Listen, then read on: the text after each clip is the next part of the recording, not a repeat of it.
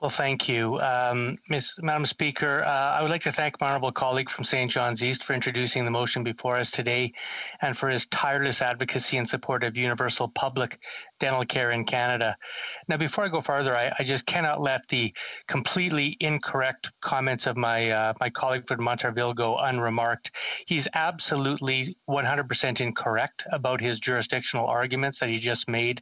As a matter of fact, healthcare has been defined by the Supreme Court of Canada as a shared jurisdiction, and there is no mention whatsoever of healthcare in the Constitution. There is a reference in Section 92 to the establishment, maintenance, and management of hospitals.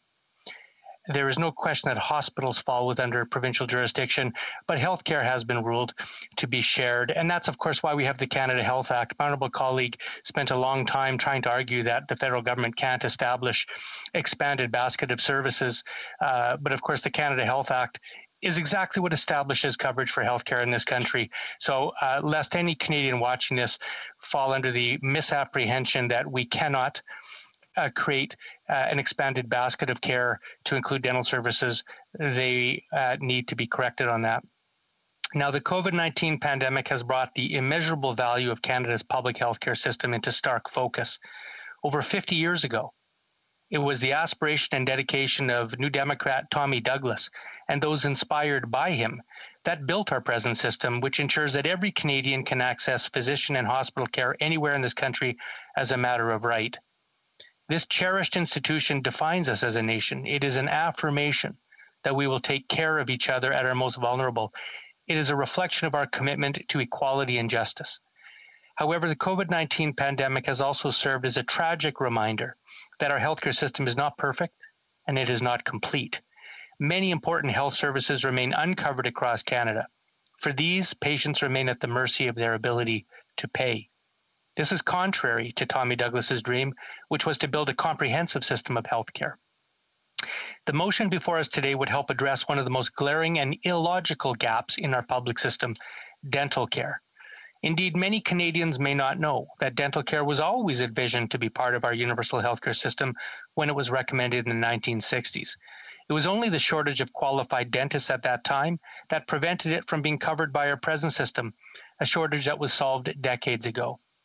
And by the way, there was no constitutional impediment to including it in the 1960s. It would constitute an important interim measure toward the inclusion of full dental care in Canada's healthcare system. Indeed, Madam Speaker, the omission of dental coverage from our universal healthcare system is both a pressing public health concern and a social justice issue. There is simply no logical reason whatsoever that oral health is excluded from universal coverage. It is as important a part of overall health as any other part of our body. Oral health diseases are some of the most prevalent chronic diseases in Canada, yet they are largely preventable. There are also links between poor oral health and the severity of serious health conditions such as diabetes, cardiovascular disease, and respiratory infections. In fact, recent research from McGill University has found that those with poor dental hygiene tend to experience more severe COVID-19 symptoms. The most common surgery performed on preschool children at most pediatric hospitals in Canada is treatment of dental decay. In seniors, poor oral health is a risk factor for aspiration pneumonia, dehydration, and infirmity. And yet many retirement home and long-term care facility residents do not receive adequate oral health care due to cost and access issues. It affects women, leading to low birth weight and premature birth. And numbers cannot quantify the pain, social impacts, and economic losses suffered by those with untreated dental problems, often for life. Yet some 33% of Canadians, 12 million Canadians, have no dental insurance, and nearly 7 million Canadians avoid the dentist every year because of the cost. The economic impacts of COVID-19 have made things worse. Millions of people have lost their jobs, and with them, their employment-sponsored benefits. Unsurprisingly, this has hurt low-income and marginalized Canadians the most. Canada's most vulnerable people have the highest rates of dental decay and disease, but the worst access to oral healthcare services. Indigenous populations have nearly twice as much dental disease as non-Indigenous Canadians, and income-related inequalities in oral health are greater in women than in men. Moreover, at a time when their wages have flatlined and their job prospects grown increasingly insecure, young people have also seen benefits like dental insurance rapidly scaled back or eliminated by employers. As a result, Canadians aged 18 to 34 are the most likely group to report cost as a barrier to dental care. Madam Speaker, if we can agree that everyone in Canada should have equal access to health care, regardless of their age, income, or job status, then we cannot justify the continued exclusion of oral health care. That's why during the last election, Canada's New Democrats put forward a plan to provide dental coverage to uninsured Canadians with household incomes below $90,000 as a first step, a down payment, towards universal public dental care. In fall 2019, the Parliamentary Budget Officer estimated that this program would provide immediate help to 4.3 million people. However, an updated PBO costing analysis conducted at my request and released in October of 2020 revealed that the need for this program has grown dramatically. The PBO estimated that 6.5 million Canadians would now benefit from the proposed program.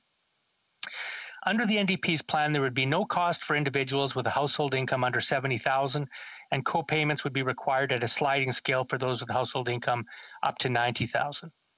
The minimum basket of services covered would comprise a full range of necessary services, from diagnostics to prevention to restorative services. The program would be administered by the federal government or by provinces and territories upon agreement, and existing provincial and territorial programs that provide the same services would continue. Madam Speaker, at their first meeting following the 2019 election, the leader of the NDP pressed the Prime Minister to work across party lines in this minority parliament to implement dental care for all Canadians. I was pleased to see the government acknowledge this NDP priority in the 2019 speech from the throne, and I was heartened to see that the Minister of Health's mandate letter from the Prime Minister contained a specific direction to work with Parliament to study and analyze the possibility of national dental care. Unfortunately, the Liberal government has failed to take any action on this commitment to date. In fact, when New Democrats put forward a motion to fund our dental care plan by adjusting a proposed tax break for those earning $100,000 a year or more, the Liberals voted it down. When we put forward a plan to fund dental care and other essential programs by taxing the windfalls reaped by pandemic profiteers and the ultra-rich, the Liberals voted it down. Madam Speaker, today we have an opportunity once again to move forward on universal public dental care in Canada. Let's not squander this moment. To those who claim that we cannot afford to establish this urgently needed program, let me offer you some perspective. The PBO estimates that ongoing program costs for the NDP's dental care plan would average $1.5 billion per year. That's not counting the savings that accrue when we keep Canadians out of emergency rooms in this country for dental pain, which is estimated to cost us at least $150 million per year without even providing the appropriate care. Canada as a whole spends about $265 billion each year on healthcare. That means we can cover every Canadian who doesn't currently have dental care for about half of 1%. I would also note that we could easily pay for this program by canceling just a fraction of the fossil fuel subsidies we currently provide to big oil companies. Madam Speaker, if we ask Canadians, would you rather your tax dollars go to essential dental care or would you rather go to Imperial Oil or Royal Dutch Shell? Madam Speaker, oral health is not a luxury. If we can marshal hundreds of billions of dollars in fiscal firepower to fight the COVID-19 pandemic, surely we can afford to devote a small fraction of those resources to support the long-term oral health of Canadians. Universal public dental care was first recommended in Canada by the 1964 Royal Commission on Health Services. Canadians have waited long enough. Access to medically necessary dental care should be a right in this country, not a privilege. It's time to roll up our sleeves and begin the work necessary to make this overdue healthcare service a reality for all Canadians. Our predecessors stood in this place and got Medicare established in Canada. It's time that we did the same for dental care. So let's stand together and take the first step today, Madam Speaker. Canadians are counting on us.